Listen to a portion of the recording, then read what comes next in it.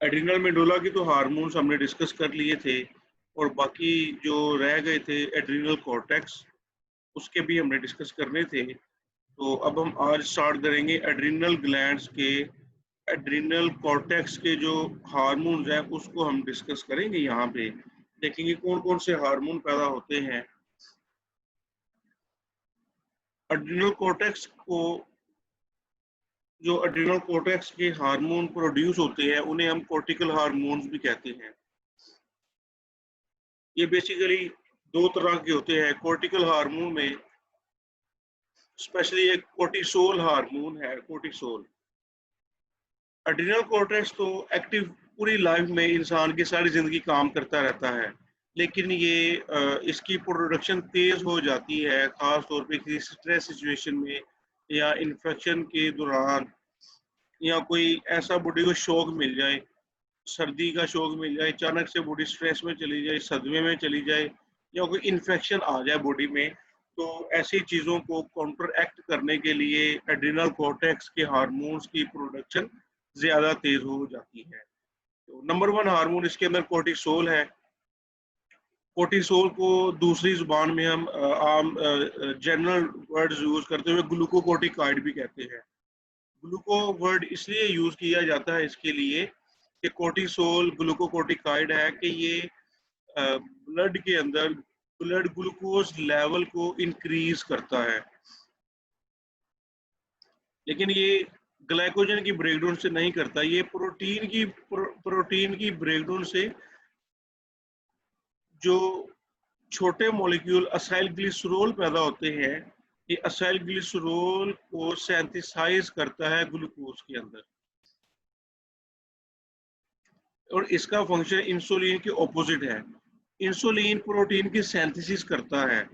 Cortisol एक ऐसा ग्लूकोकोइड है जो कि प्रोटीन की ब्रेकडाउन को स्टार्ट करता है, जबकि इंसुलिन इंसुलिन प्रोटीन की सिंथेसिस करता है और कोर्टिसोल प्रोटीन की ब्रेकडाउन करता है। लिहाजा इससे क्या, इसकी ब्रेकडाउन से ब्लड ग्लूकोज लेवल जो है वो राइज कर जाता है। दूसरा हार्मोन इसके अंदर जो प्रोड्यूस होता है वो है कोर्टिकोस्टेरोन। कोर्टिकोस्टेरोन हार्मोन, इसके दो फंक्शन है। एक तो ये ग्लूकोकोर्टिकॉइड है, उसके साथ साथ ये मिनरलोकोर्टिकॉइड है। इसके दो फंक्शन है, ग्लूकोकोर्टिकॉइड एंड मिनरलोकोर्टिकॉइड। मतलब ये ब्लड में ग्लूकोज लेवल इंक्रीज करने के साथ साथ बॉडी में मिनरल्स का लेवल भी अप करता है।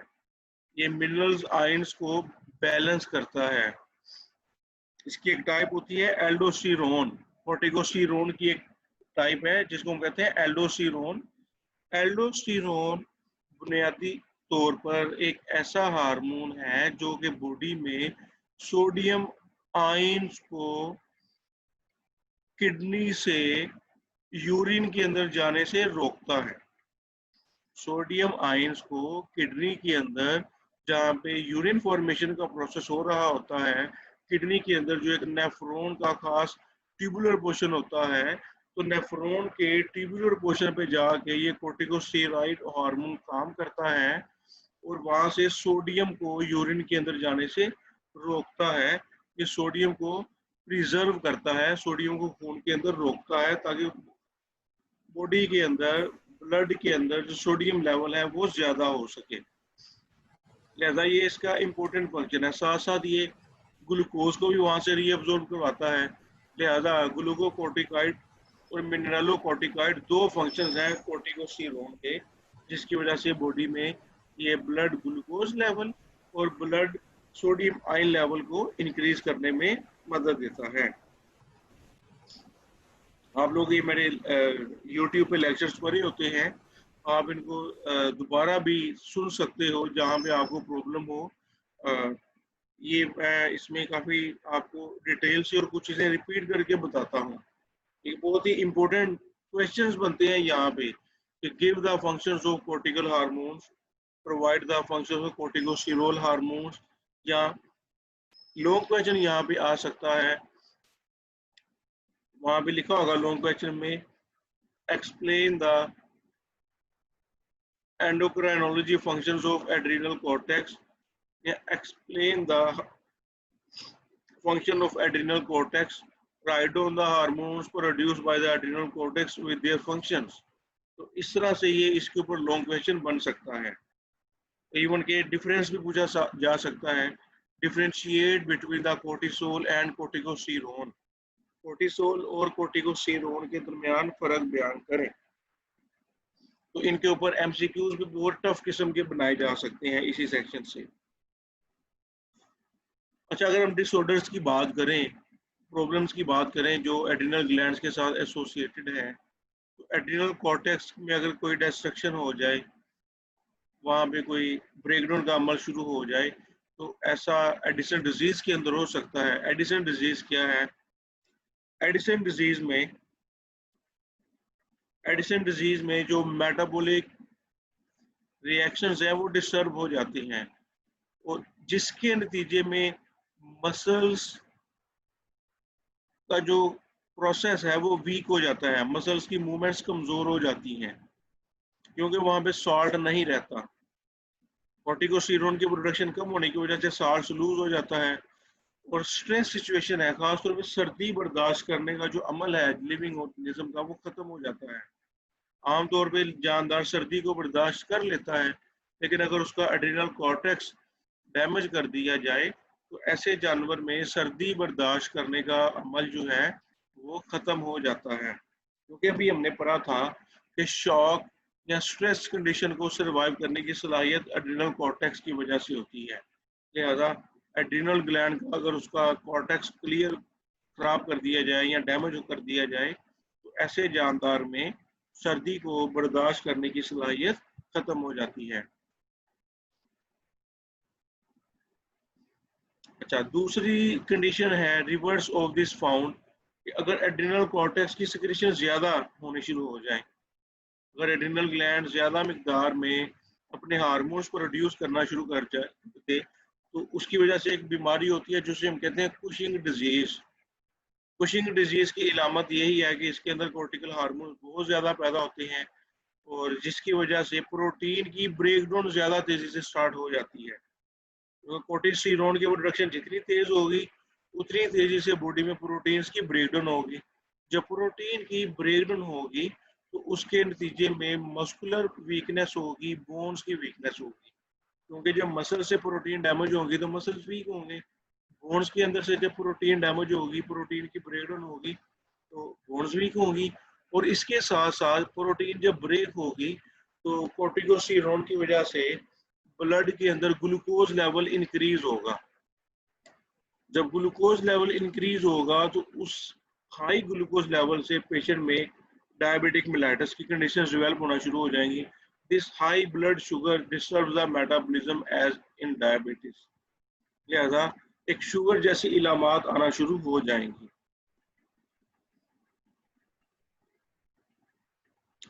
अच्छा, जो थर्ड कैटेगरी है हार्मोन्स की, उसे हम कहते हैं एंड्रोजन्स। एंड्रोजन्स तो वैसे तो टेस्टिस एंड ओवरीज में प्रोड्यूस होते हैं, लेकिन हायर एनिमल्स के अंदर, लिविंग ऑर्गेनिजम्स और इंसानों के अंदर भी कुछ ना कुछ हद तक एंड्रोजन्स हैं जो सेक्स हार्मोन्स हैं। ये गुर्दों के ऊपर मौजूद एड्रिनल ग्लैंड्स के अंदर एड्रिनल कॉर्टेक्स भी प्रोड्यूस करता है। एंड्रोजन्स का काम ये होता है कि ये जो सेक्स ऑर्गन्स हैं ये उनको डेवलप करते हैं।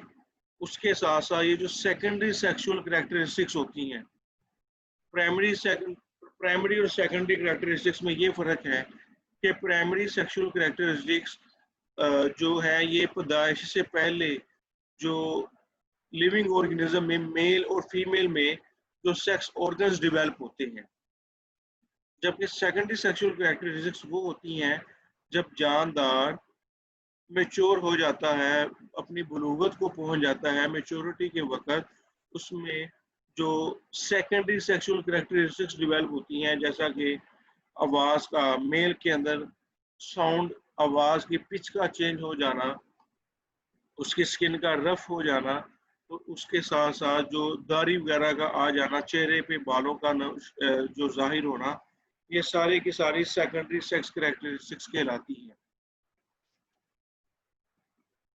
अच्छा, खवातीन के अंदर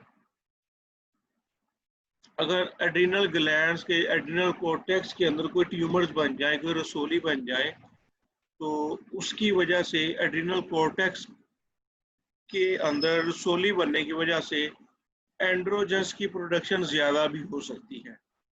अगर एंड्रोजन्स की प्रोडक्शन ज़्यादा हो जाए तो ऐसी खवातीन में भी मर्दों की तरह दाढ़ी मूंछ का थोड़ा बहुत जो है वो डिस्प्ले हो सकता है। तो ऐसे औरतों में मर्दों की वजह से वो दाढ़ी मूंछ का डिस्प्ले हो जाना एड्रिनल ग्लैंड्स के ट्यूमर्स की वजह से है। तो लिहाजा ऐसे केसेस बहुत रेयर हैं कि जिसमें खवातीन को भी दाढ़ी मूंछ आनी शुरू हो जाए। आप इसको यूट्यूब पे गूगल करके देख सकते हैं।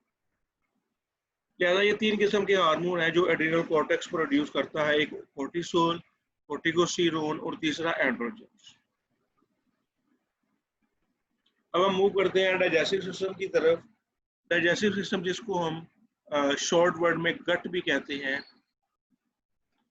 डाइजेस्टिव सिस्टम के बहुत से पार्ट जो हैं वो एंडोक्राइन टिश्यू का रोल प्ले करते हैं, जिसमें से इम्पोर्टेंट जो है वो गैस्ट्रीन है। गैस्ट्रीन एक ऐसा हार्मोन है जो कि लिविंग ऑर्गेनिज्म के हर एनिमल्स के अंदर स्टमक से प्रोड्यूस होता है। स्टमक के मुख्तलिफ पार्ट्स होते हैं। स्टमक का एक वो हिस्सा होता है जो कि दिल के करीब होता है, जो ऊपर की तरफ होता है, उसको हम कहते हैं कार्डियक रीजन। और एक दूसरा रीजन वो होता है जो कि लार्ज इंटेस्टाइन्स की तरफ होता है, लार्ज इंटेस्टाइन्स के साथ कनेक्ट करता है, उसको हम कहते हैं पाइलोरिक रीजन। लिहाजा स्टमक का वो हिस्सा जो लार्ज इंटेस्टाइन के साथ कनेक्टेड है उसके पास है। उस पाइलोरिक रीजन के अंदर जो इंटेस्टाइन जो पाइलोरिक रीजन के अंदर जो लाइनिंग है जिसको म्यूकोजा कहते हैं, एपिथेलियल लाइनिंग पाइलोरिक रीजन के अंदर, उसको म्यूकोजा, ये वहां पे गैस्ट्रिन प्रोड्यूस होता है। ये वहां पे गैस्ट्रिन प्रोड्यूस होता है। ये गैस्ट्रिन क्या करता है, ये स्टमक के अंदर गैस्ट्रिक जूस की प्रोडक्शन को स्टिमुलेट करता है। और गैस्ट्रिक जूस की प्रोडक्शन कैसे स्टिमुलेट होती है?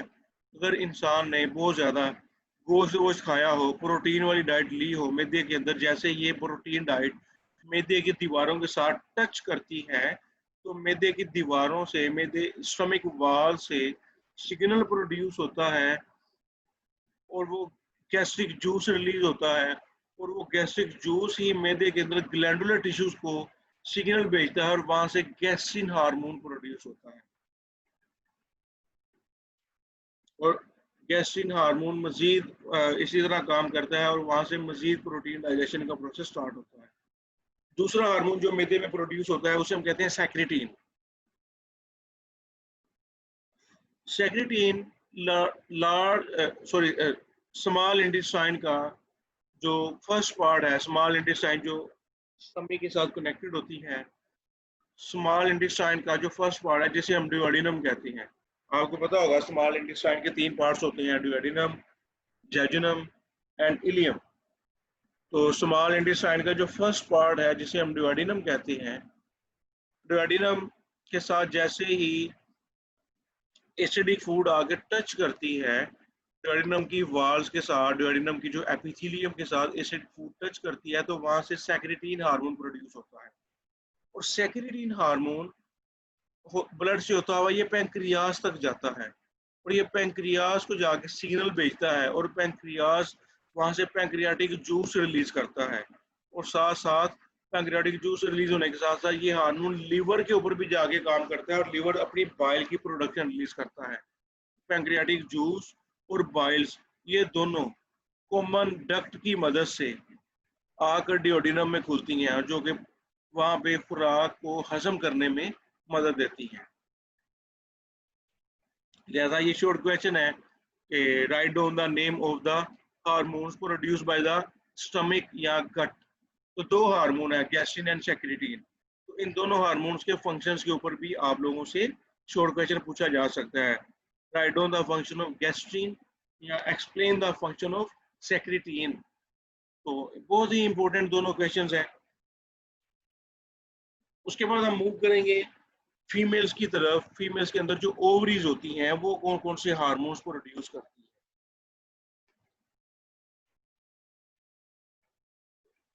ओवरी जो है वो नंबर 1 जो हार्मोन ओवरी से प्रोड्यूस होता है डायरेक्टली, उसे हम कहते हैं एस्ट्रोजन।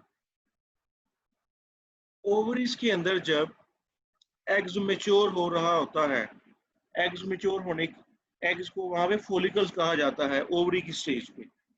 फीमेल लिविंग ऑर्गेनिज्म के अंदर चाहे चिकन है, चाहे गोट है, शीप है, हॉर्स है, मोंकी है, बियर है, फैलो है, लाइन है, रैबिट है, रैट्स है, ये सब की बात हो रही है। इन तमाम मैमल्स के अंदर जितने भी दूध देने वाले जानवर हैं, इनके अंदर जो ओवरी जब मेच्योर होती है तो उसको हम राइपनिंग फॉलिकल्स कहते हैं। तो राइपनिंग फॉलिकल्स एस्ट्रोजन को रिलीज करती है। राइपनिंग फॉलिकल्स एस्ट्रोजन की रिलीज करती है। या कुछ स्पीशीज के अंदर इंटरस्टिशियल सेल्स होते हैं, यानी कि फॉर एग्जांपल 2 या 3 ओवरीज हैं, तो ओवरीज को छोड़ के जो उनके साइडों पे सेल्स हैं, ओवरीज की साइड्स पे जो सेल्स मौजूद होंगे उनको हम इंटरस्टिशियल सेल्स कहेंगे। तो कुछ स्पीशीज में इंटरस्टिशियल सेल्स या जो एग्स मैच्योर हो रही होती हैं, राइपनिंग फॉलिकल जो है वो एस्ट्रोजन को रिलीज करती हैं। अच्छा, एस्ट्रोजन हार्मोन एफएसएच के अंडर प्रोड्यूस होते हैं। फॉलिकल स्टिमुलेटिंग हार्मोन जो कि पिट्यूटरी ग्लैंड से प्रोड्यूस होता है, जिसको हमने पहले भी डिस्कस किया था कि पिट्यूटरी ग्लैंड सबसे पहले फॉलिकल स्टिमुलेटिंग हार्मोन प्रोड्यूस करता है। वो फॉलिकल स्टिमुलेटिंग हार्मोन ब्लड से होता हुआ ओवरीज तक जाएगा और ओवरीज के अंदर जाके वो फॉलिकल को सिग्नल देगा और फॉलिकल वहां से एस्ट्रोजन को प्रोड्यूस करेंगे। ये तो इसका मैकेनिज्म हो गया, प्रोडक्शन मैकेनिज्म। अब ये एस्ट्रोजन का फंक्शन क्या होगा?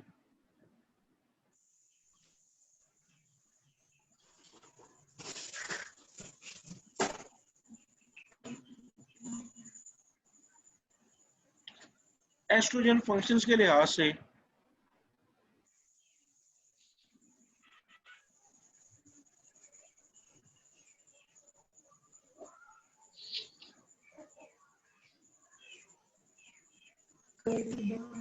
एस्ट्रोजन के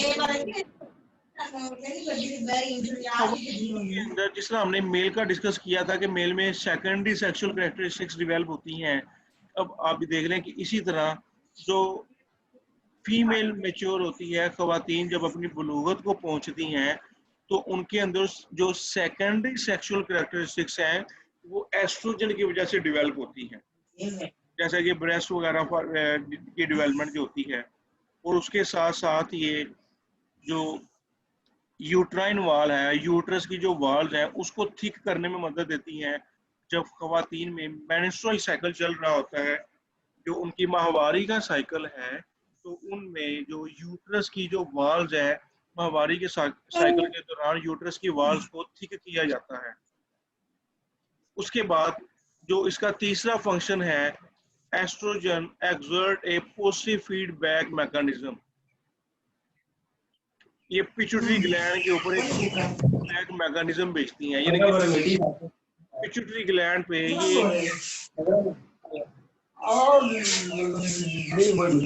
बच्चे आप अपना माइक ऑफ कर दो।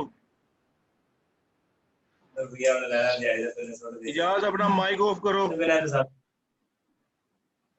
बंदा बंदे से भी कोई ना उन्हें सुन देना पैसे वो पालक भी होते हैं, शाह भी होते हैं, चाहे है ये हो जाते हैं।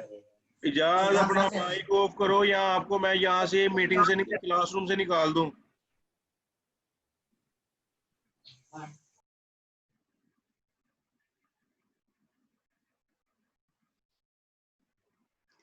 अच्छा, तीसरा फंक्शन इसका जो मैं डिस्कस कर रहा था वो था एस्ट्रोजन का, कि एस्ट्रोजन वापस ब्रेन तक मूव करता है और ये पिट्यूटरी ग्लैंड के लेवल पे जाके वहाँ पे पॉजिटिव फीडबैक मैकेनिज्म का सिग्नल इंड्यूस करता है और वहाँ से ल्यूटिनाइजिंग हार्मोन की प्रोडक्शन को तेज करता है। जितना ल्यूटिनाइजिंग हार्मोन ज़्यादा होगा ब्लड के अंदर, फीमेल ब्लड में, तो वो वहाँ से राइपनिंग फॉलिकल्स को मज़ीद रप्चर होने से रोकेगा। उसके बाद ये estrogen hormone menstrual cycle over होने के बाद जो यूट्रस की वॉल्स रप्चर हो जाती हैं, उनकी हीलिंग और रिपेयर का प्रोसेस भी करता है। Estrogen also aid in healing and repair of uterine wall after menstruation under the influence of estrogen. उसके बाद इन एस्ट्रोजन के एक्शन के अंडर यूट्रस की सम वॉल्स ग्लैंडुलर बन जाती हैं और वो प्रोटीनेशियस सेक्रेशन रिलीज करती हैं। खास तौर पर अर्ली प्रेगनेंसी में जब एम्ब्रियो बन रहा होता है, तो एम्ब्रियो बनने के बाद जो एक नया सा लिटिल एम्ब्रियो है जिसने इन फ्यूचर एक नई इंडिविजुअल में तब्दील होना होता है, तो वो एम्ब्रियो को ग्रोथ एंड डेवलपमेंट के पर्पस के लिए प्रोटीन सब्सटेंस की जरूरत पड़ती है। तो वो प्रोटीनेशियस जो सब्सटेंस है, वो यूट्रस की जो ग्लैंडुलर पोर्शन है, जो एस्ट्रोजन के हार्मोन के अंडर बना हुआ है, वो प्रोटीनेशियस सब्सटेंस एक फूड के तौर पे काम करता है डेवलपिंग एम्ब्रियो के लिए। लिहाजा अगर खवातीन के अंदर एस्ट्रोजन हार्मोन की कमी हो जाए, तो ये बहुत ही खतरनाक साबित हो सकता है। अगर ये एस्ट्रोजन की कमी हो जाए प्रेगनेंसी से पहले, तो इससे खवातीन के अंदर सेकेंडरी सेक्सुअल कैरेक्टरिस्टिक्स डेवलप नहीं होंगी। और अगर ये प्रेगनेंसी के बाद एस्ट्रोजन हार्मोन की कमी हो जाए, तो इससे जो उसकी प्रेगनेंसी है वो वेस्ट हो सकती है, हमल ज़ाया हो सकता है। लिहाजा deficiency of this sex hormone for one reason और another leads in the young और फेलियर टू मैच्योर सेक्सुअली और स्टरलिटी इन द अडल्ट। और इवन के मैच्योर खातून जो है वो हमेशा के लिए बांझ भी हो सकती है। एस्ट्रोजन हार्मोन की कमी की वजह से फीमेल खातून हमेशा के लिए बांझ हो सकती है। लिहाजा ये बहुत ही इम्पोर्टेंट है एस्ट्रोजन हार्मोन खवातीन में, उनकी एक बैलेंस हार्मोनल लाइफ और उनकी नॉर्मल जिंदगी के लिए एस्ट्रोजन हार्मोन का ब्लड के अंदर एक नॉर्मल बैलेंस होना बहुत ही जरूरी होता है। सेकंड हार्मोन जो ओवरी से प्रोड्यूस होता है उसे हम कहते हैं प्रोजेस्टेरोन। प्रोजेस्टेरोन हार्मोन जब ओवरीज के अंदर जो फॉलिकल्स हैं वो रप्चर होके वहां से एग रिलीज हो जाता है, तो वहां पे जो फॉलिकल्स हील होती हैं, तो रप्चर फॉलिकल से एक हार्मोन प्रोड्यूस होता है जिसको हम प्रोजेस्टेरोन कहते हैं। प्रोजेस्टेरोन हार्मोन को भी पिट्यूटरी ग्लैंड कंट्रोल करता है under the influence of luteinizing hormone LH। Pituitary gland एक हार्मोन प्रोड्यूस करता है LH, तो ल्यूटिनाइजिंग हार्मोन जाकर ओवरीज के अंदर फॉलिकल के ऊपर काम करता है। प्रोजेस्टेरोन के काम कौन से हैं? प्रोजेस्टेरोन पिट्यूटरी ग्लैंड, एक तो इसका नंबर 1 फंक्शन है कि ये पिट्यूटरी ग्लैंड के ऊपर जाके फॉलिकल स्टिमुलेटिंग हार्मोन की प्रोडक्शन को कम करता है। उसके बाद ये ओवरीज पे जाके काम करता है। ओवरीज के ऊपर ये मजीद एग प्रोडक्शन को रोकता है। अगर एक वक्त में एक एग रिलीज होता है, तो ओवरीज में ये preventing any more follicles from ripening. उसके बाद ये यूट्रस पे जाके काम करता है, causing further thickening and vascularisation of its walls. ये यूट्रस की वॉल्स को थिक करता है और वहाँ पे ब्लड वेसल्स की ग्रोथ को ज़्यादा करता है। उसके अलावा ये फीमेल्स के अंदर अदर बॉडी पार्ट्स के ऊपर भी जाके काम करता है और बॉडी को ये रेडी करता है ताकि जो फीमेल्स के अंदर प्रेगनेंसी की स्टेट है ये चलती रहे। ये प्रेगनेंसी को सपोर्ट करता है प्रोजेस्टेरोन हार्मोन। उसके अलावा ये ओव्यूलेशन को रोकता है। ओवरी से ये एग प्रोडक्शन के अमल को रोक देता है। ये इसकी खास बात है कि प्रोजेस्टेरोन ओवरी से एग प्रोडक्शन को रोकता है। इसकी इसी खूबी की वजह से इसी हार्मोन को जो बर्थ कंट्रोल पिल्स होती हैं, चाबी वाली जो टीका गले चाबी वाली जो गोली होती है, जो फैमिली प्लानिंग की टेबलेट्स होती हैं, तो उसके अंदर प्रोजेस्टेरोन हार्मोन का इस्तेमाल किया जाता है। लिहाजा आप देख लें तो यही अफादियत होती है कि जब आप बॉडी की फिजियोलॉजी को स्टडी करते हो, बॉडी के फंक्शंस को स्टडी करते हो, तो उसके दौरान आपको बहुत से ऐसे चेक पॉइंट्स मिलते हैं। उन चेक पॉइंट्स को इंसान अपने इख्तियार में कर सकता होता है, इंसान अपने कंट्रोल में ले सकता होता है। जब ऐसे चेक पॉइंट्स को इंसान अपने इख्तियार में करता है तो उससे इंसानों को ही फ़ायदा होता है। और इसके साथ-साथ जो मुख्तलिफ बीमारियों को समझने में मदद मिलती है, और उन बीमारियों को समझने से उनके इलाज में या उनके ट्रीटमेंट को डिस्कवर करने में मदद मिलती है। लिहाजा जो भी प्रोसेस हम बायोलॉजी में स्टडी कर रहे होते हैं, कोई भी चीज़ इसमें थ्योरेटिकली नहीं होती। जो भी हम लिटरेचर स्टडी करते हैं बायोलॉजी में, वो तमाम का तमाम लिटरेचर एक्सपेरिमेंटल एविडेंस से कलेक्ट किया होता है। वो कई 100 सालों की तहकीक से इकट्ठा किया हुआ लिटरेचर होता है। वो तमाम का तमाम जो लिटरेचर है, वो प्रैक्टिकली अप्लाइड हो रहा होता है। अभी तक जितना भी हमने लिटरेचर स्टडी किया है, ये डेली जो मेडिकल की रूटीन प्रैक्टिस है, रूटीन प्रैक्टिस के अंदर ये नॉलेज डेली यूज़ हो रहा होता है। जैसा कि गट का फंक्शन हमने स्टडी किया, जैसा कि एफएसएच का हम फंक्शन स्टडी किया, हमने फीमेल की प्रेगनेंसी को डिस्कस किया। तो आपको पता है कि दुनिया में ये एक नॉर्मल लाइफ जो ज़िंदगी का एक अमल है कि बच्चे पैदा होना। तो इस दौरान फिर ख़वातीन जो हैं उनका रूटीन मेडिकल चेकअप होता है, उनके हार्मोन का लेवल चेक किया जाता है। अगर कि उनकी ब्लड के अंदर कमी हो तो उनको आर्टिफिशियली हार्मोन के इंजेक्शन दिए जाते हैं। तो लिहाजा ये प्रैक्टिकली एप्लीकेशन है। उसके अलावा लेबोरेटरी के टेस्ट हैं मुख्तलिफ जो इन हार्मोन्स लेवल को चेक करते हैं। तो ये मुख्तलिफ मैकेनिज्म को रूटीन लाइफ में भी चेक किया जा रहा होता है बॉडी को मॉनिटर करने के लिए। चाहे थायराइड ग्लैंड है, चाहे एड्रिनल ग्लैंड है, पिट्यूटरी ग्लैंड की सिक्रीशन है, ओवरी ग्लैंड की सिक्रीशन है। तो ये तमाम के तमाम हार्मोन को चेक किया जाता है। उसके बाद हम मूव करेंगे मेल के अंदर टेस्टिस कौन कौन से हार्मोन प्रोड्यूस करता है।